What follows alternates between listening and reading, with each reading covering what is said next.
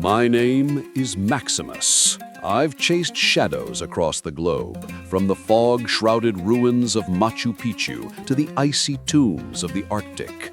But nothing prepared me for the whispers of the desert. It started with a tip buried in the digital ether of an academic forum. AI uncovers 5,000-year-old civilization beneath Dubai's sands, the headline read. Not some dusty relic in a museum vault, but a living ghost. Settlements, roads, a network of life thriving where now only scorpions and mirages dare tread. March 2025. The world was buzzing about it, but I knew better. Headlines like that, they're just the tip of the dune. The real story, the one that calls to men like me, lies deeper, where the sand hides its secrets. It was the 15th of March when I touched down in Dubai. The city assaulted my senses, towering glass spires piercing the sky like jeweled daggers, the hum of luxury cars slicing through the heat haze, and everywhere that relentless sun baking the air into a shimmering veil. I hailed a cab from the airport, a beat-up Land Cruiser driven by a grizzled Emirati named Ahmed, whose eyes crinkled with the wisdom of generations. Ya akhi, he said, glancing at me in the rear view, you go to the empty quarter, Rub al-Khali? Only madmen and jinn venture there now. I leaned forward, the leather seat creaking under my weight. Madmen with a purpose, Ahmed. Ever hear the old tales of Ubar, the Atlantis of the sands, a city of gold swallowed by the desert for its sins? He chuckled, a low rumble like shifting gravel. Every Bedouin knows it, but the whispers, they say the wind still carries the voices of the lost. Be careful, Effendi. The desert doesn't give up its treasures without a price. His words hung in the air like smoke as we sped out of the metropolis. Dubai faded behind us, giving way to the sprawl of construction sites. Cranes like skeletal giants erecting the future on the bones of the past. By midday, the city was a memory, and the true desert claimed us. Endless waves of sand, undulating under a sky so blue it hurt to look at. The temperature climbed to 45 degrees Celsius, the air thick enough to chew. My shirt clung to my skin like a second, unwelcome layer, and the first beads of sweat traced paths down my back.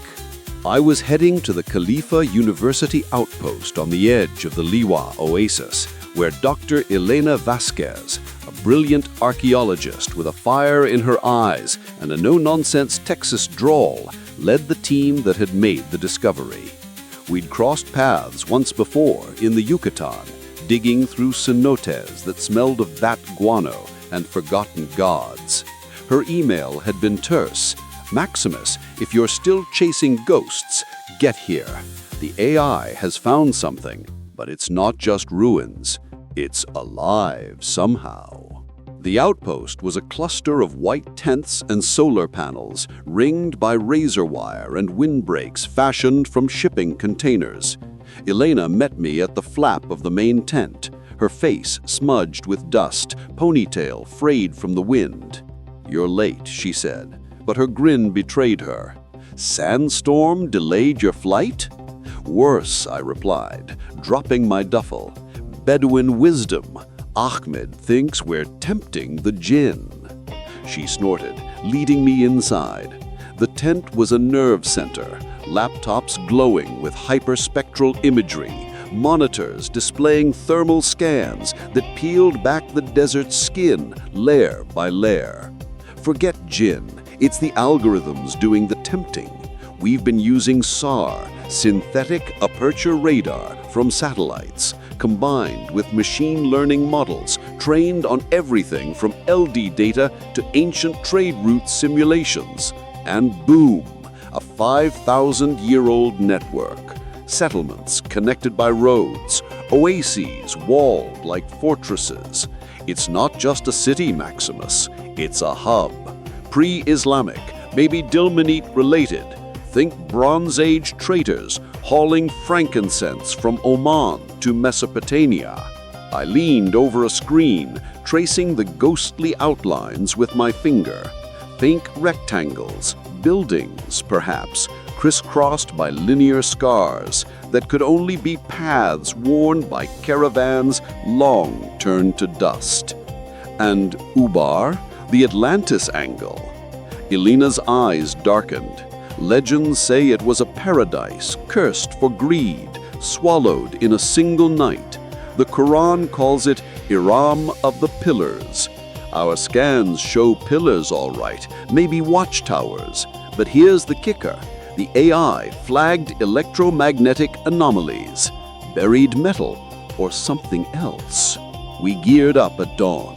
The next day, me, Elena, 2 grad students, Javier, a wiry Spaniard with a drone pilot's license, and Priya, an Indian geophysicist whose quiet intensity hid a mind like a steel trap, and our guide, Faisal, who carried a curved jambia at his belt and stories in his soul.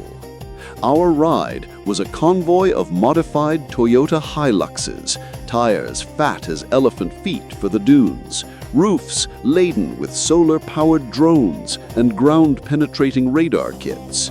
The drive took 6 hours, each one a battle against the monotony of gold on gold. The desert isn't empty, you see. It's alive with deception.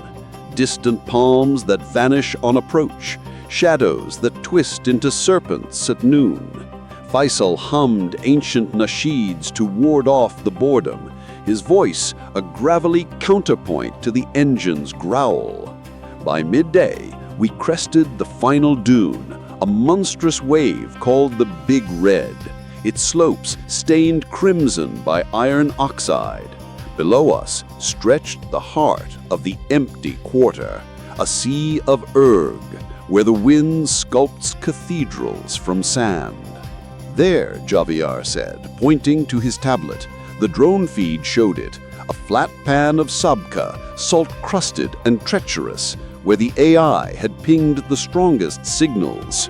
We set up camp, tents hammered into the ground with rebar stakes, a central fire pit ringed by camel saddles we'd borrowed from Faisal's tribe. As the sun dipped, painting the sky in blood and bruise, we launched the first drone. I watched it rise, a black quadcopter humming like an angry hornet, with its underbelly bristling with sensors. Through the live feed on my ruggedized laptop, the world below transformed. The naked eye saw barren flatness. The drone saw secrets. "Look at that," Priya murmured, zooming in. Linear features, roads perhaps, fanning out from a central cluster. And there, at the nexus, a circular anomaly, 200 meters across. Could be a wadi, ancient riverbed, or a plaza. Elena nodded, her voice tight with excitement. "Fly lower, multispectral pass." The drone obeyed, dipping into the thermals. That's when the whispers started. At first, I thought it was interference, static crackling over the speakers, like a radio tuned to a dead frequency. But as the drone hovered over the circle, the noise coalesced, not static. Voices, faint, layered, like echoes in a cavern. A murmur in a tongue I didn't know. Harsh consonants, flowing vowels. Akkadian? Aramaic? Or something older?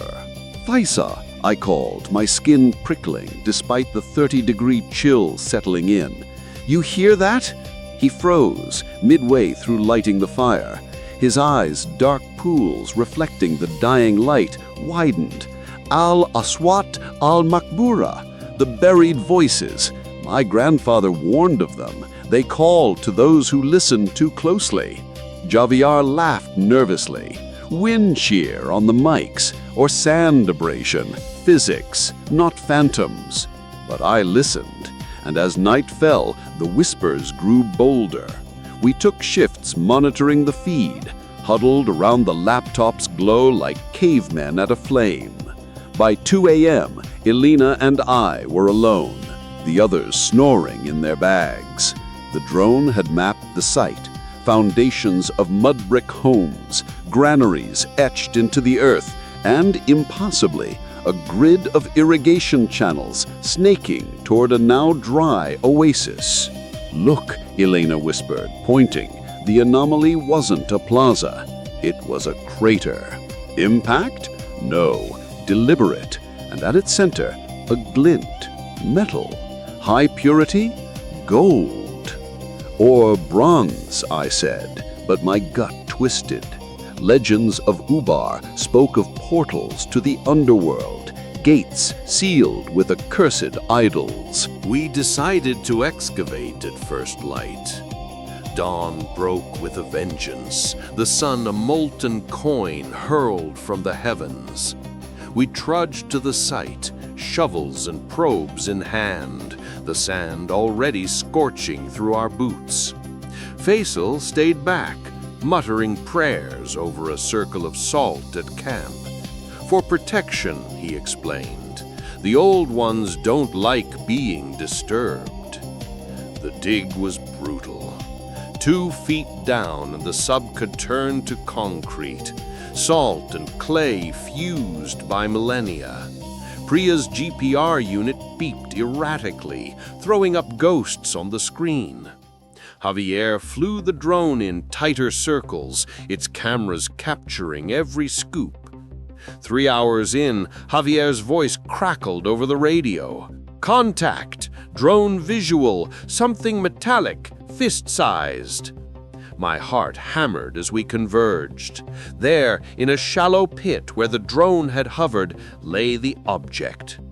Elena brushed away the sand with gloved hands, revealing a pendant, an amulet the size of a man's palm, oval and chased with intricate filigree. Bronze, verdigris to a sickly green, but the central stone, that was the devil. A cabochon of lapis lazuli, deep as midnight, veined with gold pyrite that caught the sun like trapped stars. "It's Dilmonite," Elena breathed. "Trade good from the Gulf, 3000 BC. But this engraving? Cuneiform? Wait, no. Proto-Elamite script, guardian of the veil." I reached for it, ignoring her warning glance. The moment my fingers closed around it, a jolt, not electric, but alive, shot up my arm. The whispers exploded in my ears. No longer faint.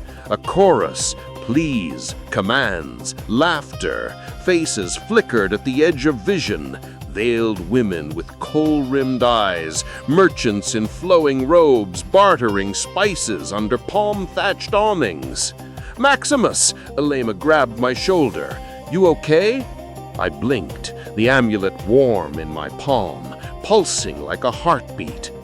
"It's calling, showing me the city.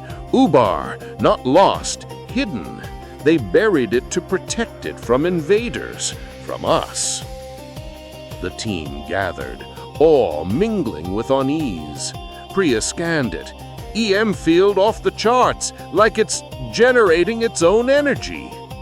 Faisal arrived then, his face ashen. "La, do not touch the eye of the Jinn. It brings the storm." As if summoned, the sky darkened. What had been a clear vault curdled with black clouds, unnatural for the season. Wind howled from the north, whipping sand into veils that stung like needles. "Baruka, the devil's gale!" Faisal yelled. We scrambled for camp, the amulet clutched in my fist like a talisman or a curse. Tents buckled, equipment skittered across the dunes. I staggered into the command tent, Elena barricading the flap behind us. Outside, the storm raged, a biblical fury. Lightning cracked, illuminating the feed we'd left running. The drone, battered but airborne, diving into the crater. And then the visions. They came unbidden, triggered by the thunder's rumble syncing with the amulet's pulse. I saw it, not in my mind's eye, but as if I was there. Ubar in its glory, towers of baked clay rising like fingers to the gods, markets alive with the scent of myrrh and dates, aqueducts channeling sweet water from hidden springs, a queen, tall, regal, her diadem echoing the amulet stone, stood atop a ziggurat, invoking the veil. "We seal thee, brother of the sands," she intoned, as priests chanted, lowering colossal slabs into the earth. Not destruction, preservation, against a coming cataclysm, drought, war, or something darker. The visions shattered with a thunderclap. The tent flap tore open, sand avalanching in. Javier's scream cut the chaos. "The drone! It's in the crater! Transmitting!" We crowded the laptop. Through static and fury, the feed showed it, the amulet's twin, embedded in a pedestal at the crater's heart. As lightning struck nearby, the stone ignited, not burned, but glowed, blue fire licking its edges. And etched into the surrounding stone a map, not of dunes, but routes, caravans threading to the Silk Road's dawn, east to the Indus, west to the Euphrates. The storm broke as suddenly as it came, leaving a silence deeper than the grave. We emerged into a transformed landscape. The crater widened as if the desert had exhaled. Faisal crossed himself, whispering thanks to Allah. Elena's hands shook as she documented. Priya scans confirm subsurface voids, chambers, perhaps a necropolis. But me? I held the amulet, its glow faded but warmth lingering. The whispers were gone, replaced by a pull, a compass needle in my blood, pointing not north, but further, to the Silk Road's cradle, where Ubar's kin slumbered. This wasn't the end of the hunt. It was the beginning. The desert had given me a key, but at what cost? Join me next time as the amulet leads us into the heart of forgotten empires. The whispers, they're just getting started.